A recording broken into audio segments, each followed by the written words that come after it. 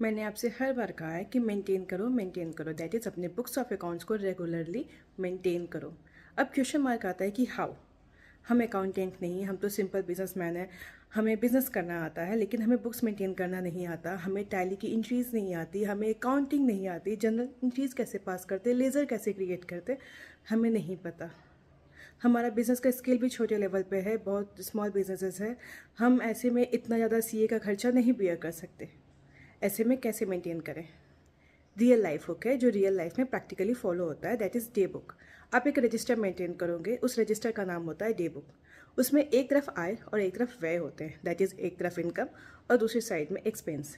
Daily basis पे आप उसमें एक तरफ अपना डेट लिखोगे और उस डेट के दिन जितनी भी आपकी इनफ्लो हुई है, यानी कि आपके पास कैश या बैंक आया है, आपने रिसीव किया है, वो एक तरफ लिखोगे। जो भी सोर्स ऑफ इन आपका सोर्स है, आपने सेल किया या कहीं से कुछ और मिला, आपने वो लिखा।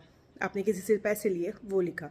दूसरी तरफ अपने व्यय यानी कि अपने एक्सपेंस लिखोगे। आपने जहाँ जहाँ खर्चे किए, सैलरी दिया, रेंट दिया, इलेक्ट्रिसिटी किया, चाय पानी का खर्चा किया, छोटे मोटे ट्रांसपोर्ट, ट्रैवल, इलेक्ट्रिसिटी, बिजली या फिर टेलीफोन का बिल एक्सेट्रा एक्सेट्रा। अपनी एक तरफ आय यानी कि इनकम, दूसरी तरफ व्यय, डेली बेसिस पे।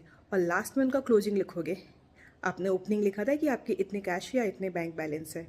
अब आप क्लोजिंग लिखोगे कि इतना कैश या इतना बैंक बचा है, प्लस या माइनस। वो नेक्स्ट डे कैरी फॉरवर्ड होगा और ये प्रोसेस डेली बेसिस पे चलती रहेगी जब तक आप किसी सीए के खर्चे को अफोर्ड नहीं कर सकते हो। आप खुद से इतना एटलीस्ट मेंटेन करो, जो कि मैंडेटरी है।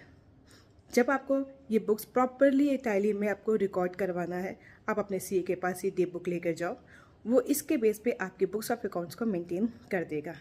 आप चाहो तो इसकी फ़ोटोज़ आप मुझे शेयर कर सकते हो, मैं भी आपकी डे बुक आपके जो बुक्स ऑफ अकाउंट्स है मेंटेन कर दूँगी। For more such daily regular tips, follow me, follow finance with Priyanka. Bye bye.